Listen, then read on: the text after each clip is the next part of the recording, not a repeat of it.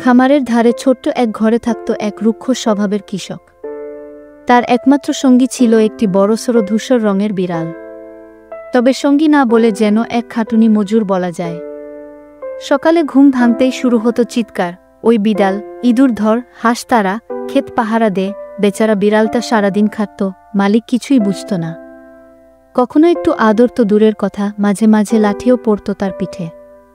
তবে বিড়ালটা একটাও অভিযোগ করত না। তার চোখে মালিক ছিল তার পুরো পৃথিবী। একদিন বিকেলে হঠাৎ কৃষক খেতে পড়ে যায়। বুক চাপা ব্যথায় কাতরাচ্ছে, কেউ পাশে নেই। বিড়ালটি ছুটে আসে। তার চোখ যেন বুঝে গেছে, সময় নষ্ট করলে মালিক বাঁচবে না। সে মালিকের শার্টের কোলায় কামড়ে ধরে, গলা দিয়ে অদ্ভুত শব্দ করে কারো দৃষ্টি আকর্ষণ করে। কেউ এগিয়ে না এলে সে শেষমেশ মালিকের জামা কামড়ে টেনে টেনে কাছের পথ দিয়ে হাঁটতে হাঁটতে নিয়ে যায় গ্রামের হাসপাতালে। সবাই অবাক। এক বিড়াল তার মালিককে পিঠে নিয়ে বাঁচিয়ে দিল।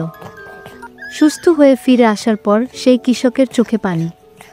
তুই তো শুধু একটা বিড়াল না, তুই আমার জীবন রে। কি সে প্রথমবার বিড়ালটিকে বুকে জড়িয়ে ধরে। তারপর আর কোনো কাজ, কোনো মারধর নয়, শুধু ভরপুর ভালোবাসা দেয় বিড়ালকে।